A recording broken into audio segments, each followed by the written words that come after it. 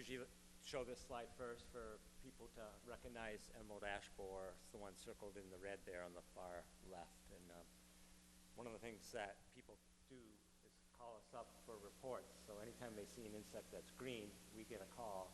We have a very small staff, and we just try to get people to understand that if they recognize the insect, it just helped us out. It's about a ½ inch long right there. Barrel shape, looks just like a bullet. Versus the other shapes of insects that are out there. This is the one right here. It's a tiger beetle that people call us a lot on, and that has generally it emerges at the end of May, beginning of June, and then it's out for 3 or 4 weeks. That doesn't feed on trees. That feeds on other insects. It's a predator beetle. And then of course the Japanese beetles and all the different stink bugs and the plant bugs. A lot of people call us because they're green. A little history, emerald ash borer was first found out in Berkshire County in the town of Dalton in 2012 on a purple panel trap, and I'm sure you all saw those purple panel traps everywhere. Then in October of 2013, a private property owner notified us of an infestation in North Andover across from a restaurant up there on Route 125. And that was a pretty heavy infestation that had been around for a very long time. We figured it had been in that area for 7 or 8 years or more. And then in July of 2014, we had given the Arnold Arboretum some of those purple panel traps, and they found it on one of those traps in their ash collection right there in the Arboretum.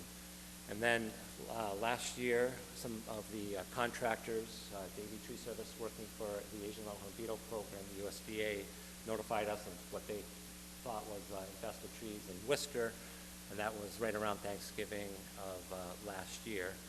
And then just 2 weeks ago, at the end of 2 weeks ago, we got a call from a former tree climber that worked for the Asian Longhorn Beetle Program in Worcester that he found emerald ash borer in the town of Wilbraham, and that led us to get that confirmed.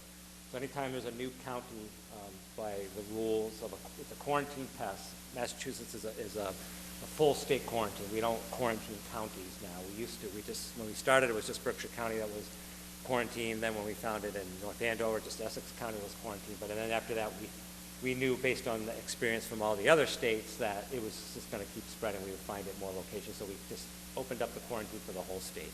And so now it was found in Hampden County, Wilbraham. That just is another new county, but we still have to have it confirmed by the USDA. We continue with the staff that we have to do surveys, and those surveys, which I'll talk about in a minute here, are visual surveys, trapping, and then we purposely girdle trees. We call them trap trees, just stress them out and makes it more attractive to emerald ash borer, but we do that in areas surrounding known infestations, and we continue with this public awareness meetings. So the insect is bright metallic green. I showed you those pictures of what it looks like, ½ inch long, bullet shaped, and one of the things that is a kind of a characteristic giveaway is it has purple abdominal section. This is not showing up the purple. It is kind of a purplish red underneath the wing, so if you lift the wing covers, you can see that, and that's very characteristic of this insect. The signs and symptoms, it makes a perfect D-shaped exit hole, and in some cases you'll see epicormic sprouting. Now we haven't seen this here because white ash is not doing that. We found that with all the trees that are infested that we're not really seeing the epicormic sprouting on white ash trees, but it's very prolific on green ash trees, blue ash trees, black ash trees. They tend to do that a lot more. Epicormic sprouting. We just don't see that. It just means that the insect is in that area girdling, so the tree's reaction is to push out epicormic. It's just not very common on a white ash tree, so it's not something that we use. Actually, there's a lot of ash trees, you see them out there that do get epicormics, but it's probably something else. It could be ash yellow, which is a disease that is here in state, but not in very many locations, but that it does tend to cause sprouting on white ash if it is ash yellow. But these are the things we do see very frequently, are woodpeckers going after and pulling the bark off, and that's called blonding. So if you see that on an ash tree, this is very characteristic, and when it's a heavy infestation, they'll just pull all the bark off the tree, and that's because they're going after the larvae. The woodpeckers want to eat the larvae. And then generally as an infestation gets older, the bark falls away, and you'll see the serpentine tunneling. It's very characteristic S-shaped tunneling underneath, because it's a cambium feeder. It doesn't feed in the heartwood or the sapwood. It feeds right on the inner bark. So it's very characteristic if you pull that bark away. And we tend to use draw knives. We use draw knives. If we know if somebody reports an infestation, we ask them, hey, can we peel your tree and look for those tunnels. Are there other insects that do the same thing? There is a native ash borer called the red-headed ash borer that's kind of similar, but this is, I think I have some better pictures coming up here, but this is very characteristic, and I'll show you what I mean by that. I'll show you a couple more. And the larvae is very distinctive. If you look at the larvae, it doesn't usually, this is a picture that's blown up, but that larvae is no more, they're 4 instars. They don't get any longer than 1 inch in length. They're very, they aren't very big, and they're flattened. They have a flattened body shape, and they have bell-shaped body segments. And there can be 7 to 8 bell-shaped body segments. So it's very characteristic of the larvae. It's one of the things that we use as an identification tool. And then you can see the different sizes from 1st instar all the way up to 4th instar. But this is the characteristic signs and symptoms of an EAB. It's very tight serpentine tunneling, where red-headed ash borer, their tunnels are more, it can look serpentine, but it's wider. It's not tight like that. And then a heavier infestation, once they get going with multiple insects in their boring, they actually will just kind of coalesce. The tunnels will coalesce and go into each other, and then that's how the tree gets girdled and dies, because they're eating all the tissue where all the nutrients go up and down, where water and nutrients go up and down the tree. They eat all that out, so the tree can't feed itself. And then as it gets after it's done its feeding, it goes into a pupation stage, and we call it the J stage, where it actually pupates. It pupates in that, it makes a little bit of a tunnel into the sapwood. This is the only time it goes into the sapwood, just to make that tunnel. And then it'll pupate in that tunnel right there. But it kind of inverts itself into a J shape before it pupates. And it stops feeding then. And then eventually it'll emerge out of that pupal chamber there. So this is the first time we did some work there in Berkshire County. We actually had to cut down over 400 trees because we didn't know where it was. We thought it could have been a wide infestation. So from Dalton, we went out in a radius of 10 miles, and we cut a lot of ash trees trying to figure out where it was. We did end up finding it in Pittsfield at the time, but that was it in that initial cutting of trees. But we peeled up, I think it was over 800 bolts, 4-foot bolts. And the process, we put them on these benches, and we just peel and peel and peel until we find larvae. If we find larvae, then we know it's in an area.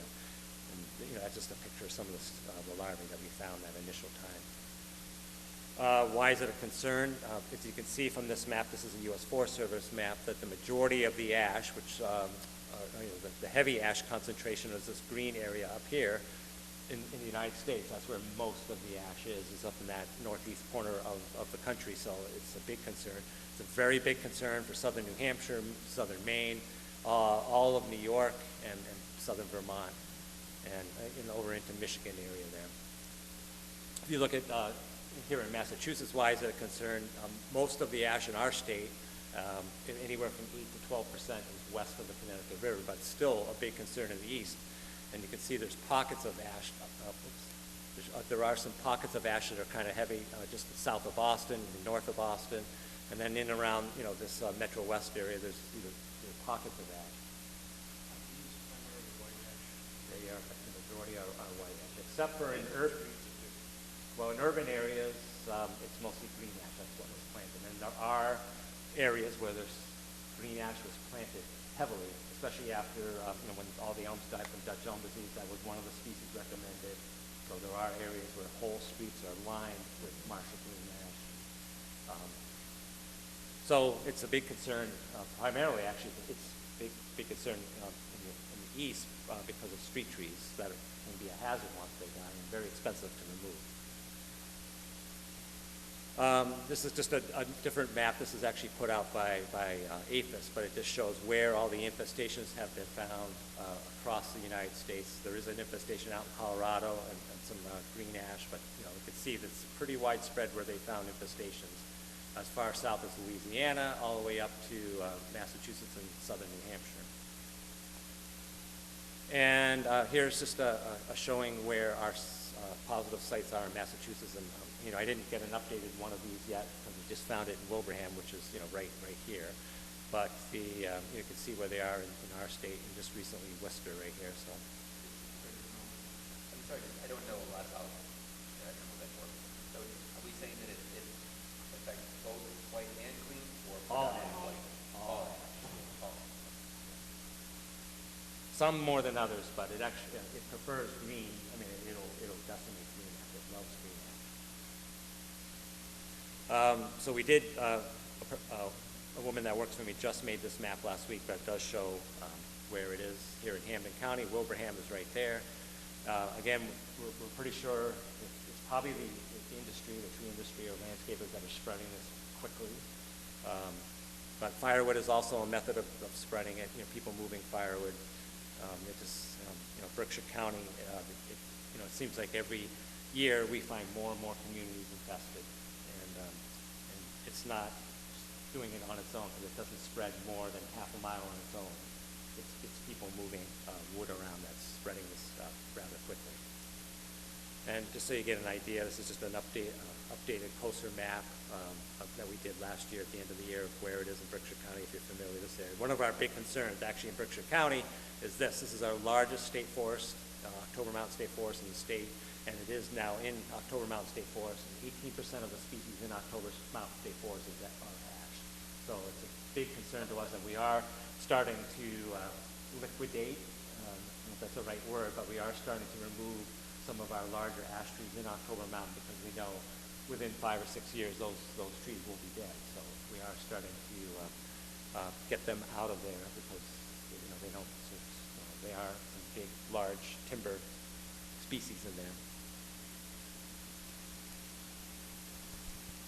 So just want to show people this picture. This is out in New York State.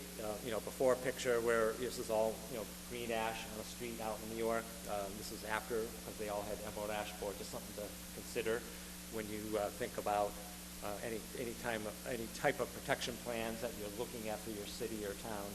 That do you want to protect something like this? A large older canopy, shade, aesthetic value, property values for people, or versus this, and you're all familiar with Age Longhorn beetle, what happened out in Worcester after that came in. So this is just shows you what can happen. And the area is probably now replanted, but again, that transition time from older mature trees to newly planted trees can be 10 to 15 years. And firewood, this is how it spreads in firewood. Very common for people to move ash firewood. It's a very good firewood. What are we doing about it? I mentioned earlier that we have a small staff, but what we do is try to monitor where the insect is, just to keep people informed, so they're a little bit ahead of the curve, and they know where the insect is, and so they have a chance to either do some treatments or make a hazard tree management plan, so they know what they have to spend for money in terms of getting ash trees out. So we do trapping. We get these traps from the USDA. We do trap trees where we purposely go and girdle a tree at about 4 feet high, stress it out, and it's used as a monitoring tool. And here's this out this is out in the Berkshires where we've girdled a bunch of trees as an area just to draw the insect in. And then we have purple panel traps. We're not getting funded for this anymore, but I do have a lot of these left over. If you have a need or want to put some of these out in your community, I can provide you some. As a monitoring tool. We won't do the trapping for you, but I do have about 300 of these still available with the lures. And when it gets caught on the trap, there it is. This is actually a picture of the first one we caught out in Dalton on the trap. So it's a sticky trap, catches a lot of other insects that are flying, but unfortunately that's what traps do, but we are using it again as a monitoring tool. And so we are completing these monitoring processes where we delineate where the infestation is. We do a lot of public outreach. We are, as I mentioned, in a state quarantine. That means, unfortunately, you can move it anywhere you want within the state. We don't recommend that. We recommend that if you are going to take ash trees down, you try to keep it local, chip it local. If you're turning it into firewood, you keep it local. And then there are federal quarantines. So from here, if you wanted to move something into some of our adjoining states, you can't move ash products into Rhode Island, Vermont, Maine, parts of New Hampshire, parts of New York. So there is quarantines in surrounding states around us. And actually, all those states now pretty much have firewood bans, so you can't move it anyways. You can't move any species into another state because there are firewood bans. And one of the big things that we are working on is we're working with the USDA APHIS on biological control releases. So there are two, actually I'll get to this first. There's another way of monitoring. This is mostly done by our Department of Agriculture. There's a parasitic or predator wasp that goes after just represted insects. And it's a really cool insect that makes these perfectly round holes in sandy areas. They emerge right around July 4th, maybe a little bit before, in sandy areas, and we go out and we send people out there and they actually look for, they only bring back represted. So we actually try to get volunteers to go out there and look for this wasp in this nesting area and watch what they bring back. So in Massachusetts, we have used this successfully in one area out in the Berkshires. It actually brought back an emerald ash borer, and it's been brought back, the wasp has brought back in multiple locations in Connecticut, and across the country actually, this wasp has been used as a monitoring tool. And in case people don't know, we always like to let people know that the majority of wasps that are out there are predatory wasps. They're not predatory on humans, they're predatory on other insects, and people just automatically kill wasps thinking they're going to sting them. I mean, it's good to know what a predatory wasp is and what's good and what isn't. We actually went to one site and people were stomping on all the nests there because they thought they were going to get stung by these. And unfortunately, it kind of wrecked our monitoring site. So again, biological control. This is an older slide. We've actually done a little bit more than this. We have 5 sites now that we've released in, but we do have 2 sites in North Andover where we've released these 2 different predatory insects, Tetrasticus planopenisi and Uubius agrilli are the 2 that have been released. The Uubius has not worked very well. We haven't been able to relocate it in many of these locations where it's been released, but the Tetrasticus has been established. We are finding it. That means that we have to go back then after we've released it the following year and see if we can relocate it, and that has happened. So we're excited about that it's getting established, and it's probably going to take a while, but eventually that will help us to balance the infestation of emerald ash borer. But again, that'll be many, many years for that to happen. And UMass and APHIS are working on releasing a new predator, Spatheus galeni, and this is actually a very good one because it has a long ovipositor that can get through the thick bark of white ash trees. Unfortunately, the other 2 have a tough time going after the larvae. The whole idea is that, the Uubius is an egg parasitoid, but the Tetrasticus has to get its ovipositor, this thing right here, through the thick bark of the ash tree, and it has a tough time doing that because it is, pretty thick. Where the Spatheus galeni has a long ovipositor and has better success over in Russia and Asia, where it's native from. And all these insects, even though they're non-native, have plenty of studies done on them to make sure that they don't affect our native populations of insects here. So they're studied for many, many years before they are ever released here in this country. And just, this is what we get from APHIS when they give us a shipment. We'll get 2,000 or 3,000 all at once in a cup like this, one little cup full of insects, and then we put them out there. We release the Tetrasticus on a tree.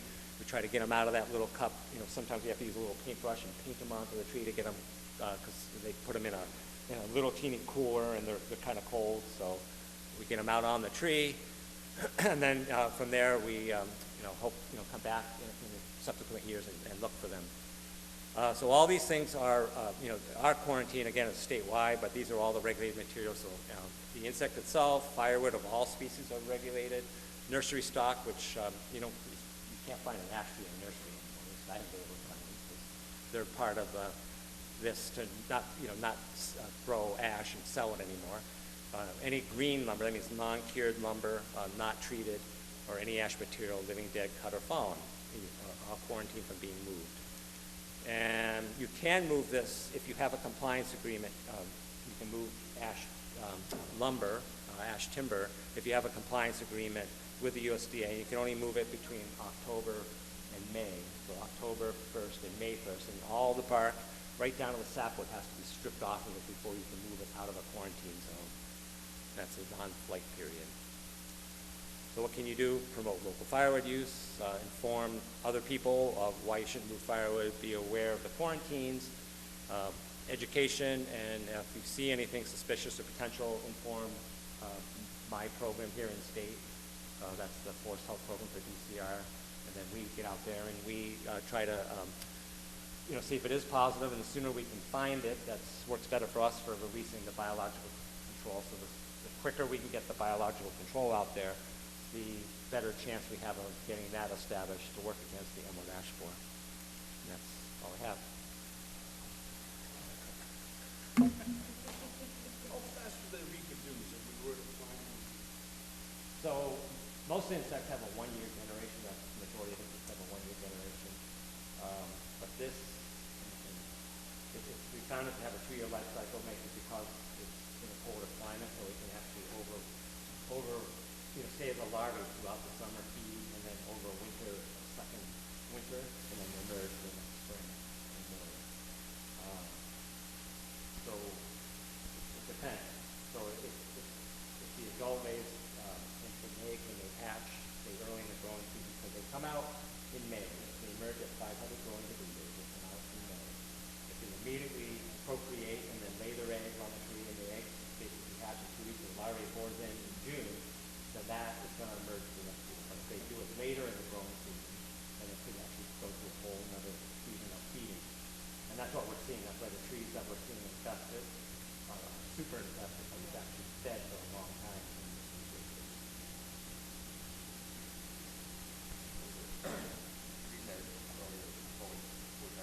What's the early history of that? Or where did it come from? 2002, the Detroit, Michigan area, it was thought to come in interior car parts from Asia, from Korea and Japan. So, if you don't know this, even though you have an American car or a foreign car, all of your interior car parts are made, or predominantly in China. So, there's no such thing as a car made here in the United States at all. Most of your interior car parts, all the electronics, all that are all coming from Asia. So that we bring all that material in. We only get to inspect about 2 to 3% of the stuff that comes in. And it's not just Asia, it's everywhere. Is it much of a problem in England? No, because it's naturalized there. And they don't have the species of ash that we have over here. That's maple. That's original. Maturian, yeah, which is resistant. Are there substitute species for that? Well, Maturian is the one that is native over there, and I know they're working on, I think it's weed, it's not, I don't know how to say, then we can kind of see what happens with that, whether it's, they're going to cross through those varieties over there, see if they can get the resistant varieties. I know there's always research on Is there anything? genetic research. So if communities are going to replace the ashes, Yeah. I mean, obviously you want to have as much diversity as possible and stuff, in whatever the community. But is there any sort of like general tree, or is it like 2 or 3 species that you're recommending, or is it just It go back changes to so what you often. have and then figure out what's better? No, and the list that we had, a list of after we went to those things at some time. There's always something new that comes out. And the science section, we start planting a whole bunch of 2 or 3, and then 2 or 3 different things. It's not just species stuff, so we plant them everywhere. So, they made different recommendations after that, and we're not planting 2 or 3. And it depends, yeah, it depends on where they're going, depends on the outbreak we get. We have to get a list of, and the list can be big. I mean, there's, I think it's 35 species listed that they can draw. Just as we go forward, it's going to be, for human resource, they have to find the replacement species. Of this stuff, figure out. But, I mean, you could always consult with our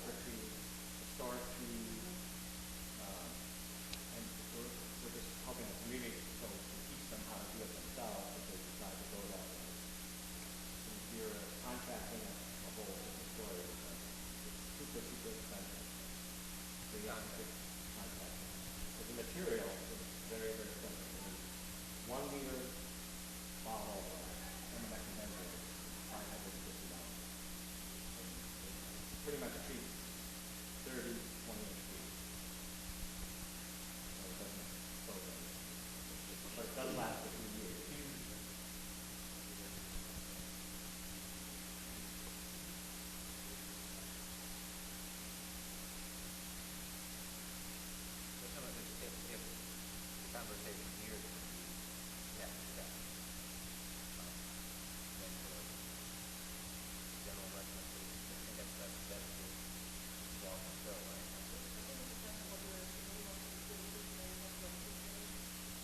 Like whether there was a street committee.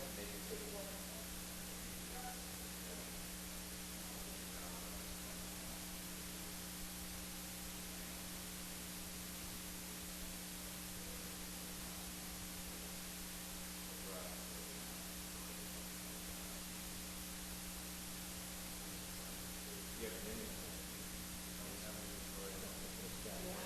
no way to put your trees on it. Help. We had Dave come in, they did an inventory update. 940 city. They identified 155 as or dead. They're recommending remove those. Couple trees, the rest of them are saved.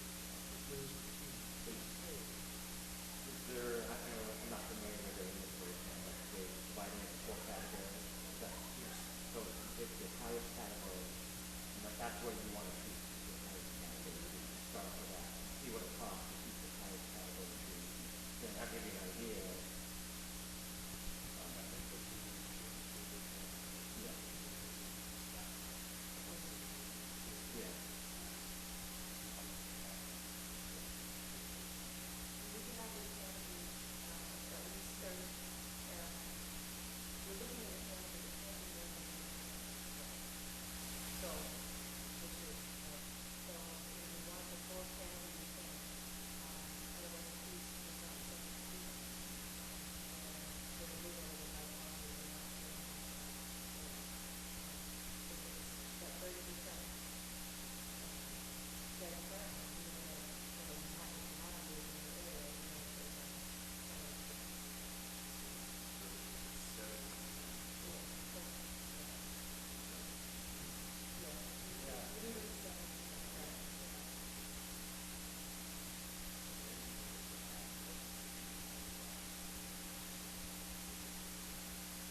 We don't have many.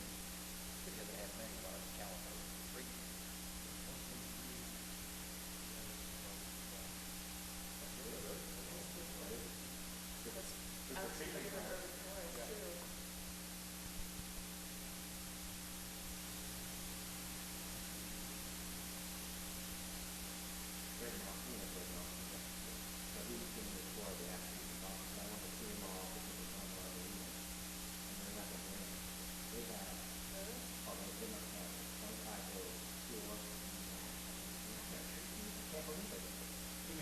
he may change his mind.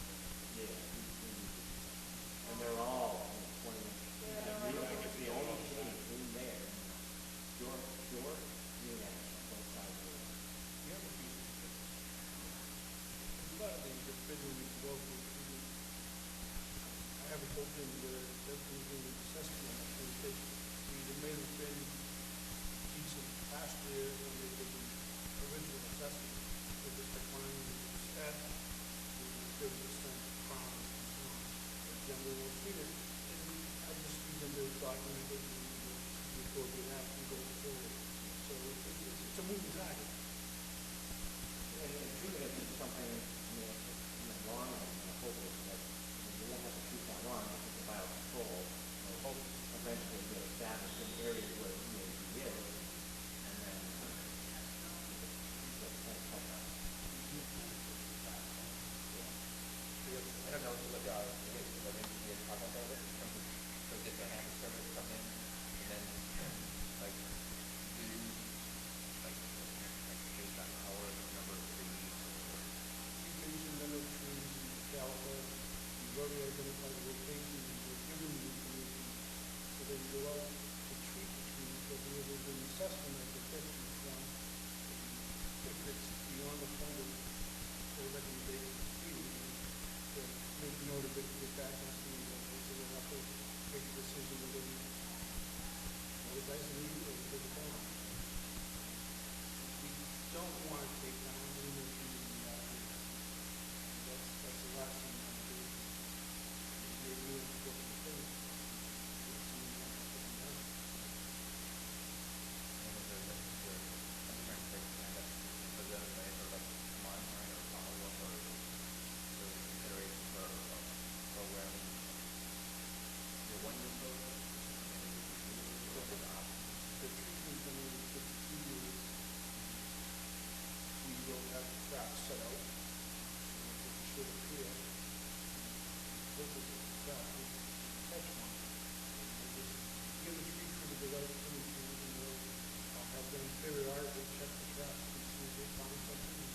the green was notified, here, George, and whoever had to do the detective about that.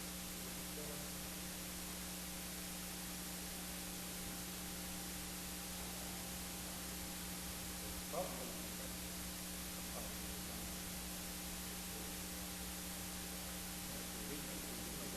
It's gonna be a 3 year. It seems like, you know, after this 14, it's like a net that's slowly closing in. So we have a chance to sort of like get a program established so that as it gets closer, we sort of know what it is. We'll check with Ferguson on make sure we're in Massachusetts still wrong. Yeah, whether we do that, but if we can, that's the way to go.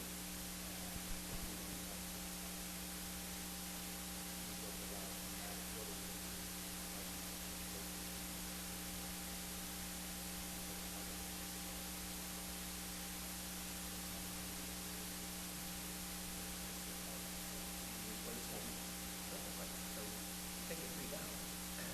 What about the root stock? What's the problem with that? So just leave the root. No, we don't. We don't see it down in the big. We take it down and dad or before, if you usually when Brian is come, there's usually not much left in the year with these trees. So a bite, you down, pull it out. This is not like That's all I'm saying. We like want to make sure that whatever stuff is left is then opposed. Yeah.